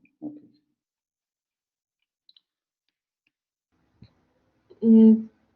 Perdón, profe, es que ¿Sí, se me olvidó bajarla. No te preocupes. Ok. Ya casi terminamos, ¿eh? Vamos a... Déjenme ver qué es lo que sigue. Esto se puede observar también en el lenguaje. Y esto es un poco lo que me gustaría introducir con ustedes. Cuando nosotros, por ejemplo, si tomamos ejemplos léxicos o gramaticales, vamos a poder generar oraciones de esta naturaleza. María muerde la manzana, María mastica la manzana y María lame la manzana. De acuerdo con nuestra definición de sistema, ya podríamos señalar ciertos rasgos relevantes que están relacionando esas estructuras oracionales en el nivel de la lengua. Montaño Moreno Fátima.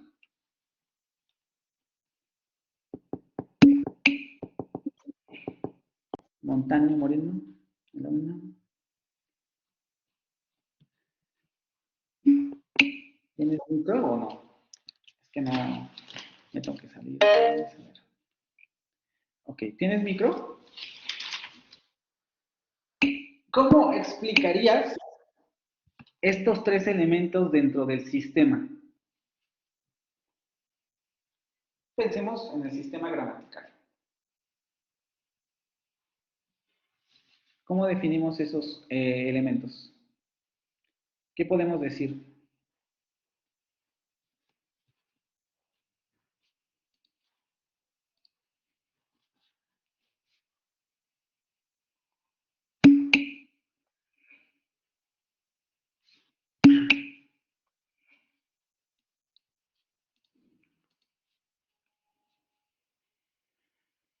Ok, podríamos entrar con la acción, pero si yo digo los tres indican una acción, ¿en qué rasgos me estoy quedando?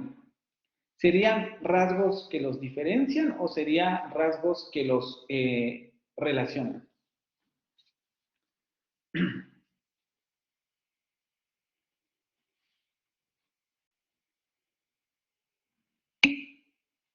Entonces, ¿me estás diciendo algo sobre los elementos? ¿Podemos sacar conclusiones a partir de lo que me estás diciendo? Perdón, no me lo dijo Briseida, fueron varios, pero Briseida dio el comentario.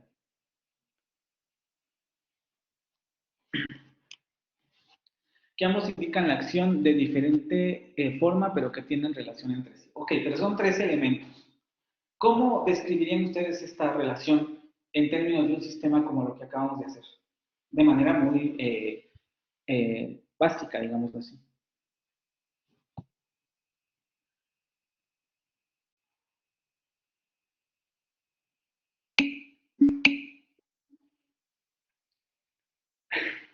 Que todos incluyen a María, ok. Y que todos los elementos incluyan a María, ¿también sería un rasgo diferenciador o sería un rasgo relacional?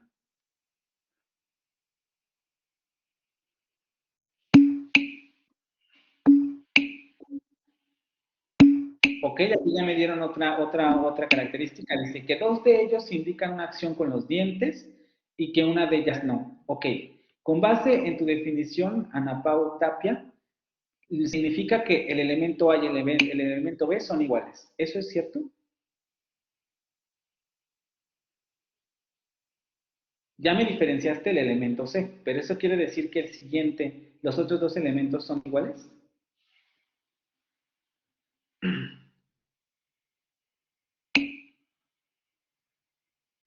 Entonces, ¿qué los diferencia?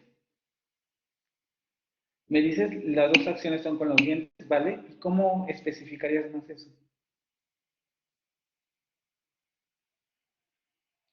Dice Valeria Gaviña Mancera, los 3 tienen relación con base a María y la manzana. Lo que hay de diferente es la acción que viene siendo la palabra en verde. El A y el B no son iguales porque uno mastica y otra muerde, ¿ok? Pero ahí me siguen sin decir nada, ¿no? ¿Cuál sería la distinción y cómo lo representaríamos? Ahorita vemos la diapositiva. No, porque el elemento A y el B se diferencian porque A es con los dientes y el B es con las muelas. Ok, ahí ya me diste otra definición, ¿no? Lo que estamos de acuerdo y partimos de ese hecho es que estos 3 elementos comparten características, que sería María y que sería la manzana.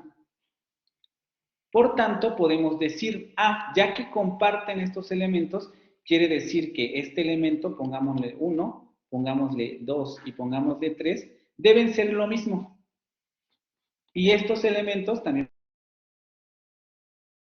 pero le ponemos 1A, le ponemos 2A y le ponemos 3A. Estos elementos también deberían ser lo mismo, ¿o no? ¿Todos están de acuerdo en esto? Sí, profe.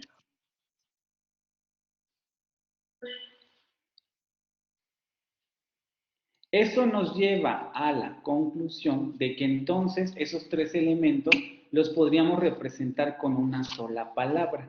Y yo digo, María lo podría representar con una sola letra, ¿no? Esto no quería que lo viera. Puedo representar a María con la letra M y puedo representar a la, porque además vean, aquí también podríamos encontrar composición, decimos, a pesar de que son elementos iguales, en términos del español sabemos que aquí se dividen las palabras.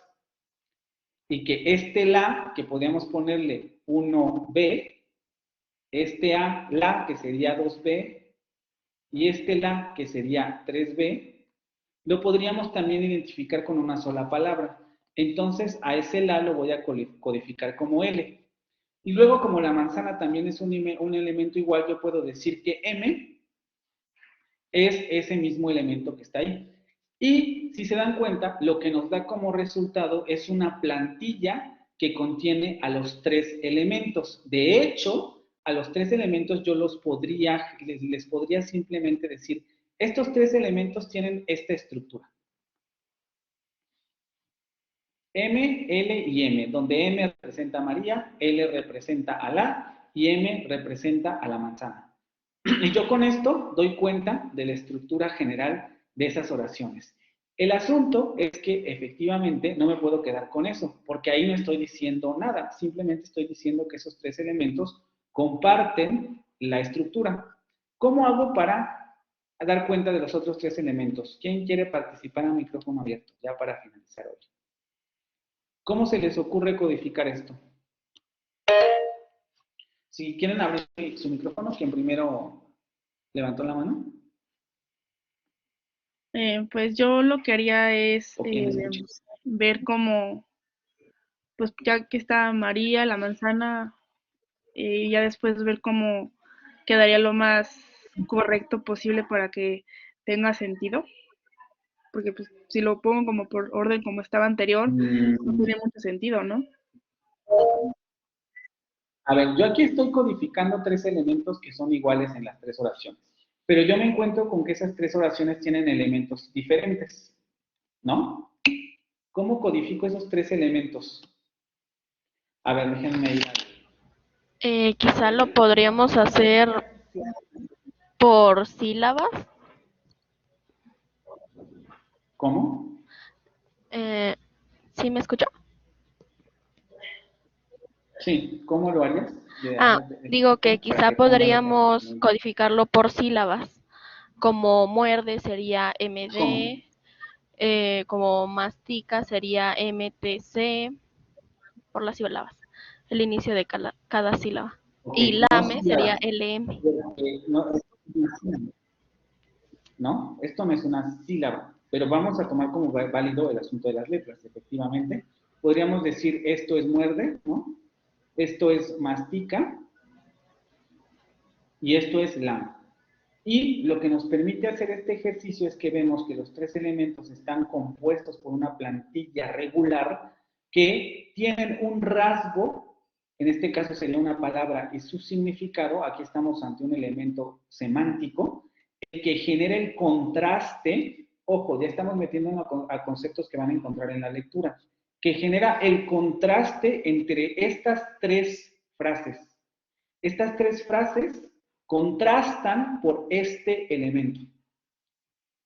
Y esto es lo que nos permite decir que las 3 frases no son iguales, porque ese elemento contrastivo diferencia cada una de las oraciones que están aquí.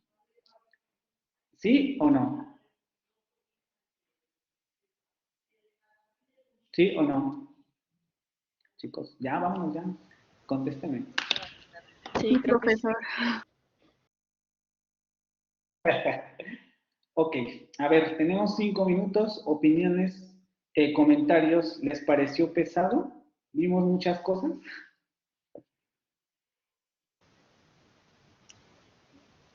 Pues no muchas cosas, a lo mejor nada más, solamente, a lo mejor algunos temas. No estoy acostumbrado a lo mejor a esta materia y luego los vi medio abstractos, aunque no lo son, parece ser que es más bien solamente como un punto de vista diferente, pero sí. ¿Sí? ¿Algún otro comentario? Dicen por aquí confuso. A mí me Esperemos que gustó con la la clase, lectura eso profe. se vaya arreglando.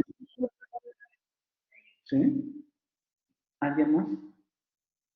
Solamente como cierre para retroalimentación. Ya apliqué el reglamento, lo vuelvo a repetir. Contéstenme para que no les quite la asistencia. ¿Sí? Yo sí lo aplico así a rajatabla. Entonces, por favor, estén. ¿Sí? Perdón, Dime, Valeria. incluso en una participación sí me nombró porque tenía la mano levantada y sí deshabilité el micrófono, pero creo que no me escuchaban. Entonces solamente quería decirle para ver si no me había puesto falta. No tienes inasistencia. ¿Aline Sámano? Es Valerie Gaviña Lancera. ¿Perdón? No te escuché. ¿Alguien que me estaba hablando? No, no mucho, pero sí con los que son para... Profe, a mí ¿Pueden quiero decir que, ¿Sí? que a mí me pareció también algo confuso, como varios compañeros ya dijeron, pero al final, después de haber hecho todo como un análisis completo de los ejercicios que nos puso, creo que sí es un poco más fácil al final, pero al principio confuso, pues porque nunca había hecho un ejercicio como analizando lo que hicimos hoy. Ok. Bueno, lo importante es que se vayan acostumbrando, no necesariamente porque lo vayamos a hacer a lo largo del curso, sino porque son las bases para entender lo que van a encontrar en la lectura. La definición de un fonema y de rasgo distintivo y rasgo no distintivo se fundamenta en este hecho. Como bien les explicaba, como Ferdinand de Saussure cimentó esta visión estructural de la lengua, dice, todo elemento se define con relación a los demás elementos que aparecen en el sistema. Y lo mismo ocurre con los fonemas. Esto lo vamos a retomar quizá dentro de 2 sesiones. Porque los rasgos que utilizamos para describir a los fonemas tienen estas relaciones.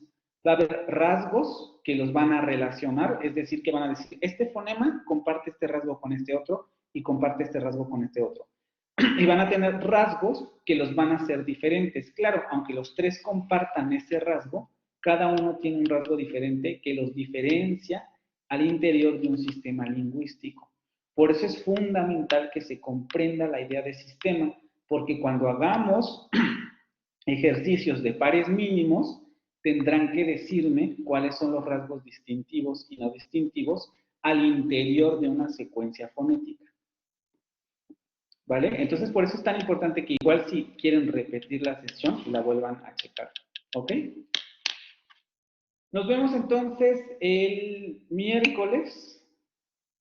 Y sí, si lo establezco al inicio de la sesión, o sea, como se los avisé en un principio, ojo, otra vez repito, no les estoy quitando la asistencia por no participar. Lo que quiero es que me contesten. Si estás aquí y me contestas, yo no te quito la asistencia. Pero por si quieres participar o no quieres participar, eso es otra cosa. ¿Sí? Pero me tienes que contestar para que yo valide que estés aquí, porque así a media clase te desapareces, pues ahí es donde está el problema. Ok, chicos, entonces nos vemos el miércoles, igual, ya saben, a la misma hora y por el mismo canal. Gracias, profe. Bye. Gracias, profe. Bye. Cuídese. Gracias, profesor, que se mejore. Gracias, profe, hasta luego. Que se mejore, profe. Gracias.